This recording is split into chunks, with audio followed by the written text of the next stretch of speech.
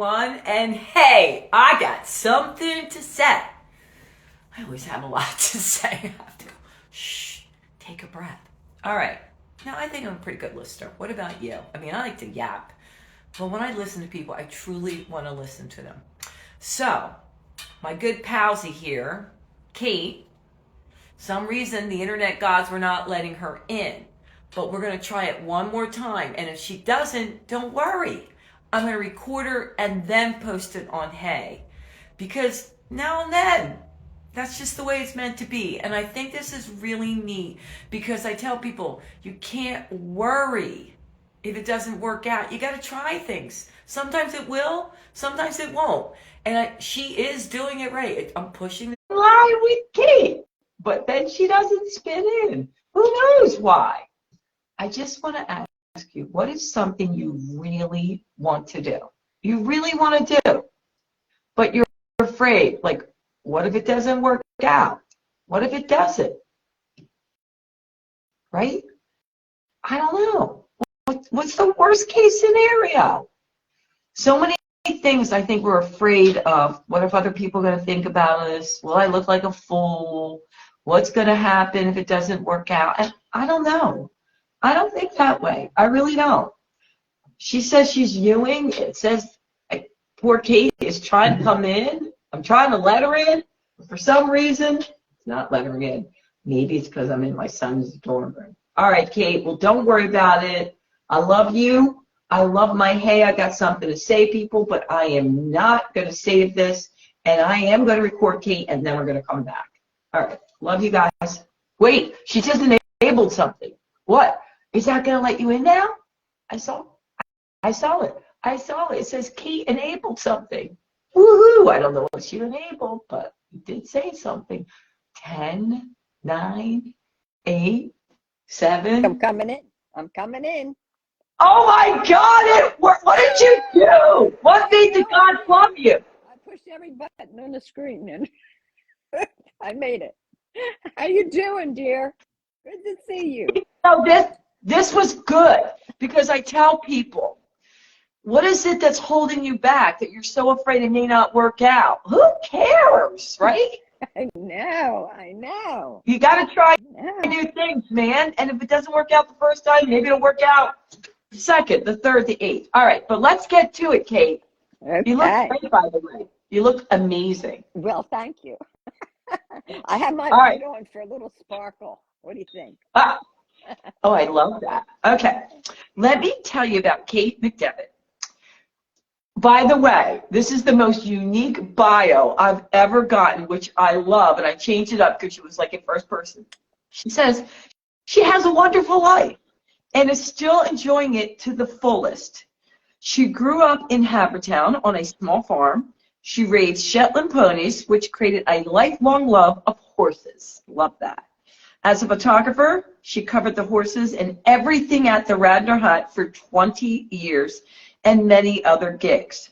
She just finished her memoir about her family and photography.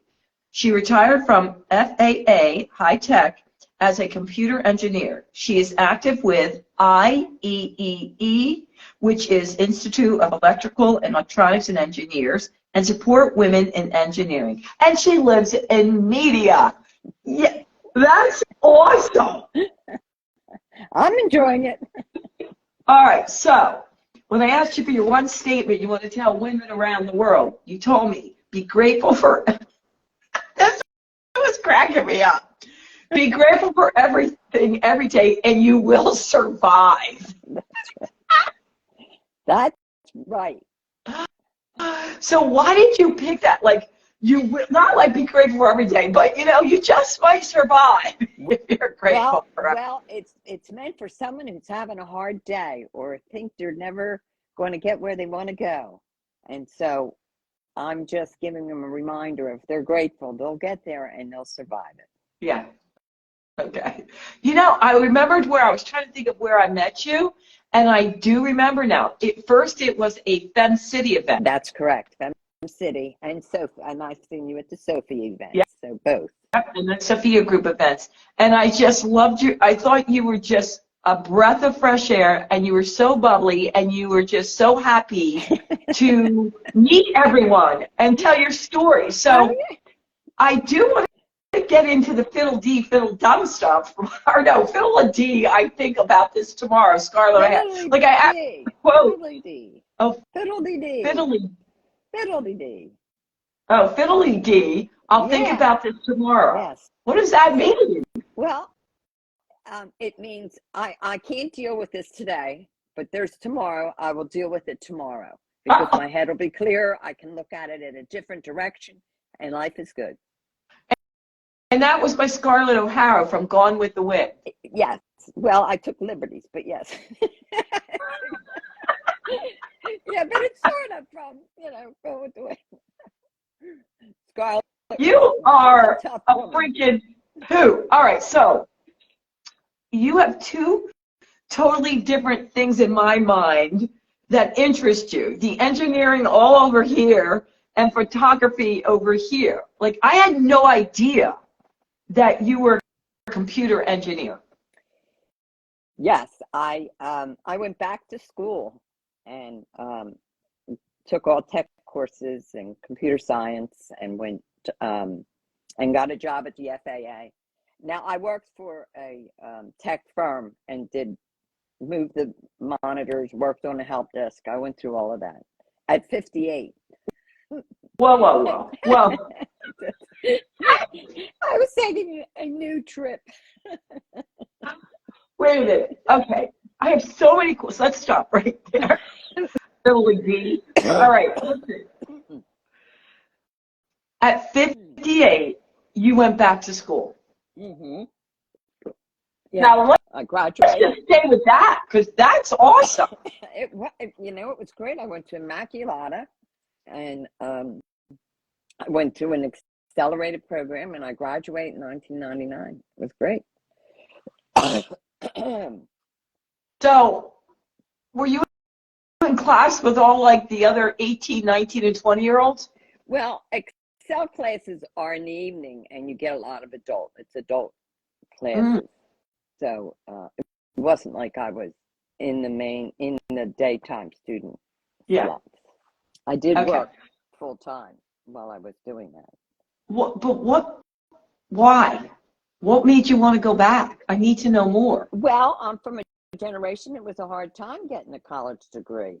And then I got married. I had 3 children, went through a divorce.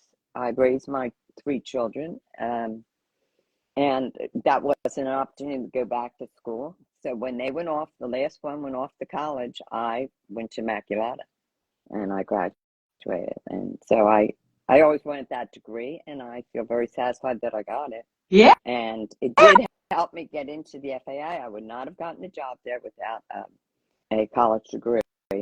And I moved down. I lived in Ocean City and worked at the FAA, which is at the Atlantic City Airport, and that is federal aviation agency. I worked there through High Tech, which was my tech firm. So I was there for 10 years. And it was a great experience. I met a lot of people. I got very involved with IEEE, women in engineering, and I support women in engineering. We have a summit coming up, and in November, we have a Women in Engineering Forum, we call it, in Pittsburgh, that I'll be going to at the end of the month. And I promote senior membership in my society. It's another step up for my members. Okay, so that's one aspect. I've had a lot of jobs too. We better not go there because that. I want to go there because I love that you have so much that, first of all, I did not know this. I knew you're a photographer and I knew about your memoir, which we're going to get into. Okay. But there's all this other stuff that it is. It's not in my memoir. It's part of me, but I haven't gotten there yet. And I tell stories about different things. So, and I do hope to have a blog on my website that will have stories of all my jobs because some of them are pretty funny. I worked at a place called Ladybug. It was a clothing store in the 60s and early 70s. I remember Ladybug. I caught 56 shoplifters. because when anyone went to take anything, my stomach got upset.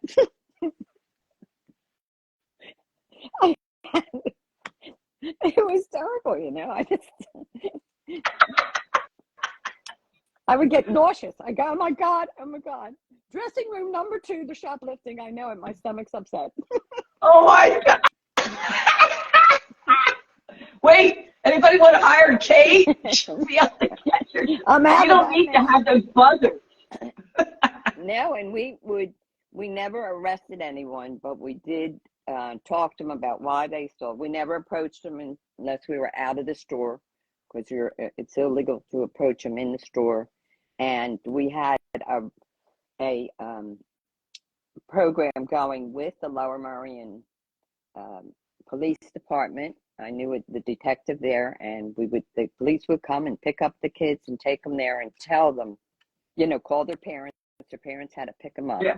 And it was a great deterrent. Once we caught 2 to 3 people from every college and high school in the Lower Merion area, after Villanova, all over, it stopped because they knew we were good at it. We called ourselves Maxwell Smart Team.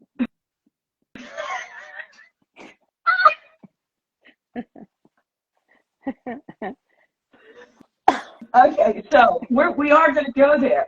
So this was just one of your jobs. The photography's another one. Writing's another one. Got the ladybug.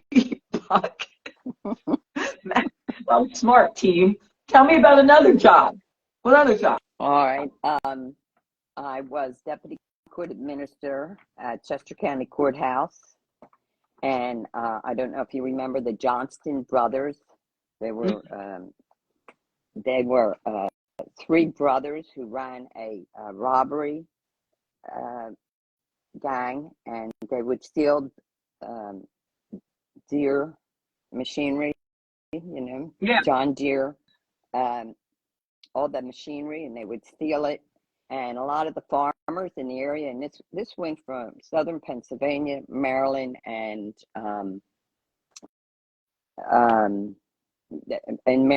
Maryland, Delaware, and Pennsylvania.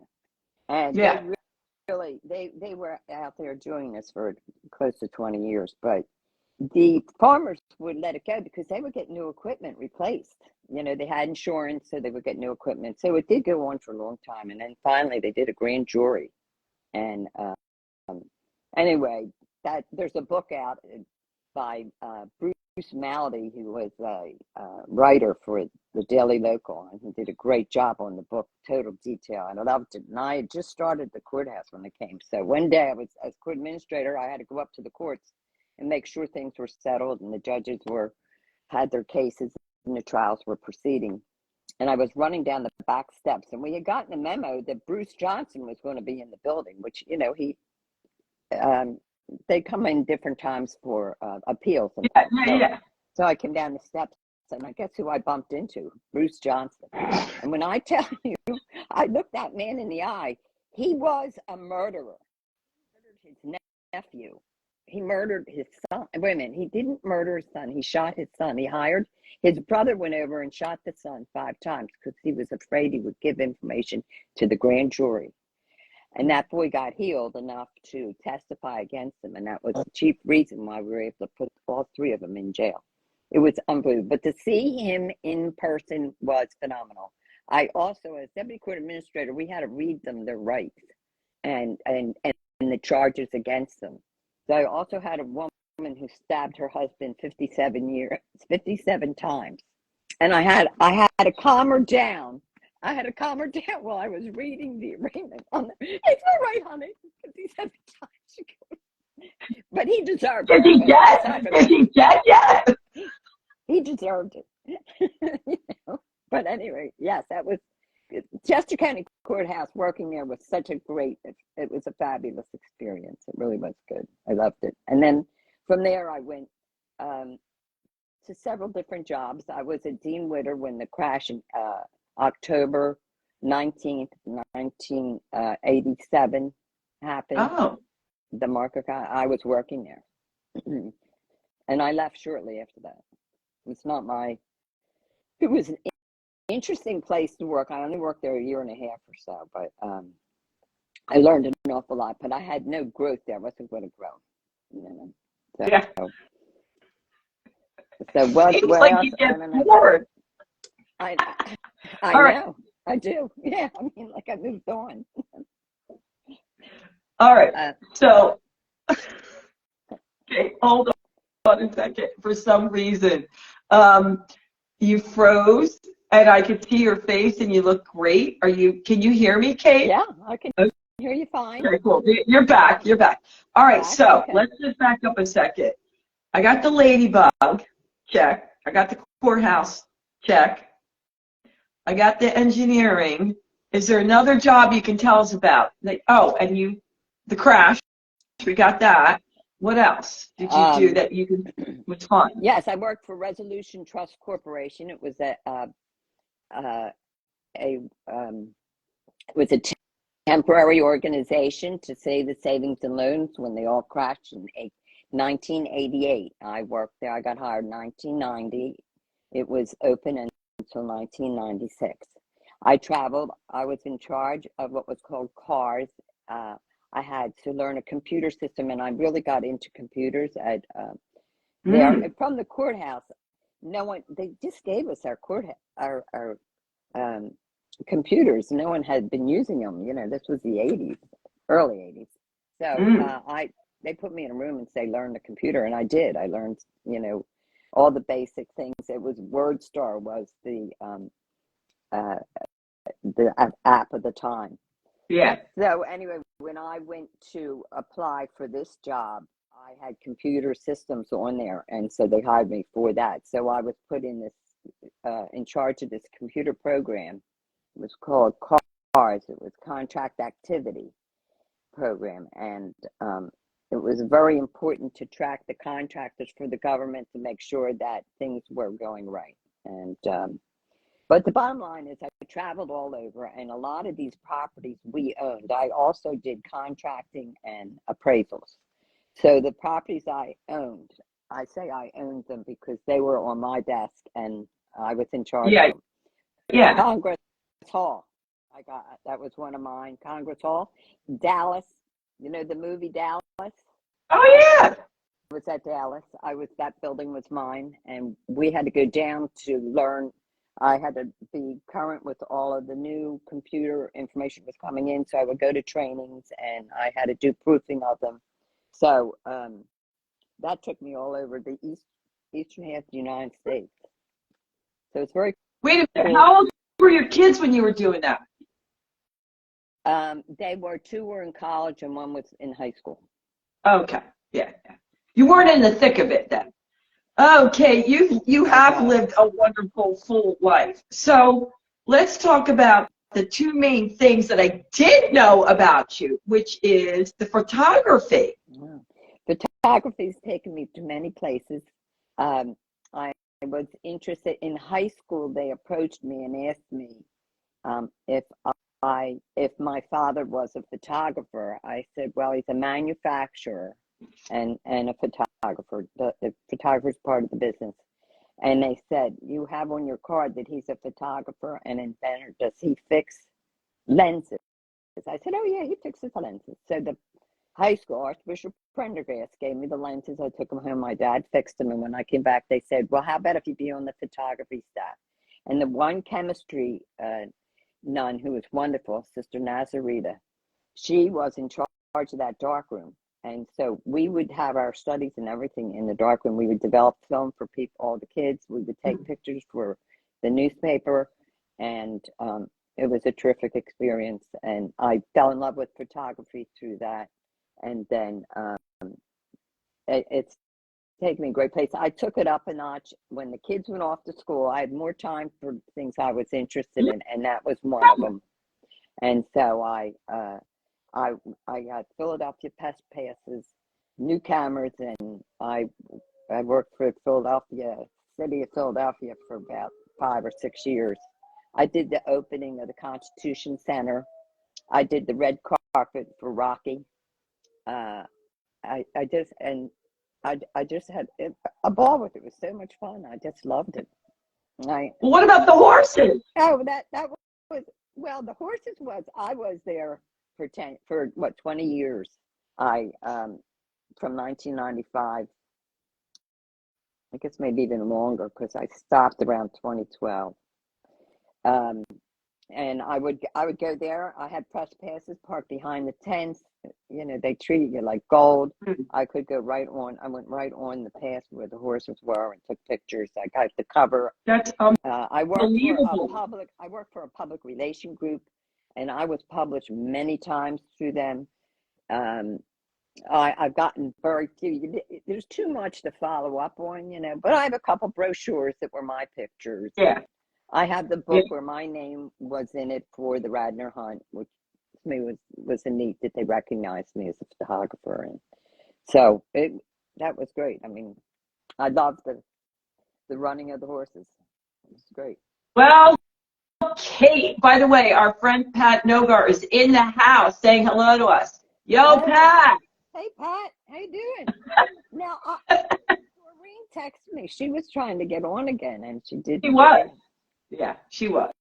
Yeah, well, Anywho, all right, so let's get through this. So let's just summarize a little bit, so far. You've done a lot of things. You've had a lot of fun. You've had a lot of adventures. But also, I really want to home in. It's never too late to do what you love. Like, you freaking wanted to go back to school. You went back to school at 58, And that was start a whole new path and a whole new job, and in addition to all the other things that you've been doing. It's incredible, and I love hearing that. Now, I wanted to save this for the best, because this is what I know the most about. Your memoir. Tell us about your memoir. And I don't know where you are in it. Is it done? Are you looking to get it published? Tell us everything. It is done, and it's in with publishers, and I'm waiting for them to accept it or to ask me what I need to do with it. So it is done, and it includes my grandfather, who was the first school photographer in the United States. He invented the cameras, the printers, and he also did projectors in 1898 when he opened his company. He came to Philadelphia in 1902 with his new wife, and had a manufacturing company in West Philadelphia for many years. And so I talk all about his discovery of his life. And he grew up on a farm called Trumpington in Rock Hall, Maryland. It's like right down the road. And that is a beautiful manor. They call it Trumpington Manor. And he was born and raised there. And that has a terrific history. So I go into that history of that farm. My grandfather used to go up to my aunt's house all the time in Lansdowne. And she had a farm called Quarry Garden Farm. So I write about that.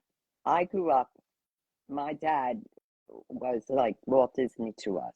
And as I'm writing this memoir about my grandfather, I only could go so far. So then I talk about my father, who has his own craziness and a very neat life and adventures. And that's what I speak about for him. And then that didn't finish the book, so they asked me to write about me. So I did my photography and my adventures with that. And I talk about 3 farms in it. One's Trumpington, one's Quarry Gardens, which is in Lansdale. And then I talk about Paddock Farms, which is in Havertown. It's where I grew up, and I tell a bunch of stories about Prendy and St. Denis's and hang down the park with the teenagers, and just great stuff. And so the book 2 is the farm. Yeah. It's our farm and how we grew up. And our house was called Woodley, in the middle of, it was in the center of Paddock Farm, a 5-acre farm right in the middle of Havertown. And we had a train room. We had it had 53 rooms. No, 53. I'm sorry, 53 windows for the light, 4 fireplaces, and 23 rooms. And we had a train room. And it also had a secret room because in the 20s it was a speakeasy Ooh. and it was sealed up. And so that was the lure to everyone in the neighborhood, all the kids in the neighborhood. My mother would let them in on a rainy day to search for the secret room.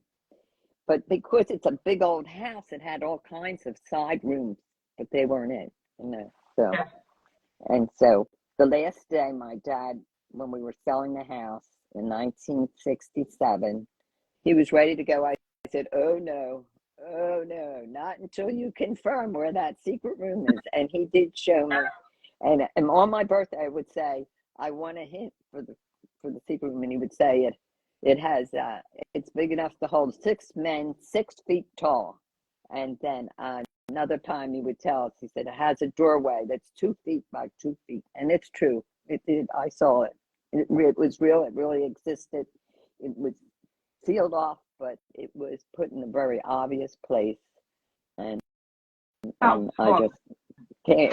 It was fun. And he was fun. My dad was fun. And we raised Shetland ponies, and we weren't close to Oakmont where different things would go on with the township. So we had the Easter egg hunt. We had the Santa Claus.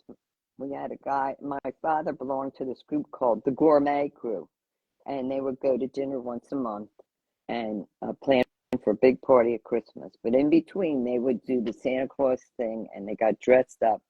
And my dad had a sleigh. They put regular wheels on it so they could drag it through the neighborhood. They had a ball. And we did the Easter egg hunt, and 4th of July was huge, huge. We decorated our bikes, and then we had all the games and the races down the park. The park was right next to our property because that was part of the property that was sold to the township. So that's I talk all about Paddock Farms in Woodley because we had so much fun there, and it's like sharing our happiness with other people. I can feel it. Well, I can feel it. I mean, I could sit and listen to your stories forever about not only your family, but all your jobs. Holy moly. But guess what? We got to go. Yeah. This has been great. Go, man. It's time to wrap up. But I cannot wait for your book to come out. I just cannot wait. I know it's going to be freaking awesome. And I'm so excited for you. I want to get out and lecture about it. There's a lot of history and local, regional, and national stuff in there. So I just really would like to get it out. So keep your fingers crossed. There's always a chance. It's going to. Hey, listen, if it's not with that one, it's with another. Right. I'm telling you, you know I have books and journals, and I had 37 rejections, and then I hit a huge one. So it's all good. It's all good. And thank you for having me, Sandy. This was wonderful. God, Kate, it's so much. It's pleasure. Great. I have a question. If somebody wants to find you or chat with you, how can they look you up? Well, KMTR 1011 at yahoo.com. That's my email. I mean, Yahoo. Don't ask Sandy at my Yahoo. I'm keeping it. You are a hoot. I'm on Instagram, and it's Kathleen McDevitt, and I'm on Facebook, Kathleen McDevitt. I'm very easy to be found. Good. Yeah. And I'm working on the website, but it's not public yet. All right. It'll be cool. It'll be when the book's done. Well, Kate, I'm so glad we figured this out. And hey, I got something to say, people. This is what it's all about. This is really spreading joy with women around the world. So when we're done, don't worry if you missed some of it. I'm going to push record, and then I'm going to put it on all platforms. I'm going to put it on Instagram, Facebook, and LinkedIn, Twitter, everywhere. And Kate and I would really appreciate you sharing and liking. And until next time, you know what I'm going to say. Toodles. Bye, Kate. Fiddle-dee-dee. See ya. Twiddle-dee-dee.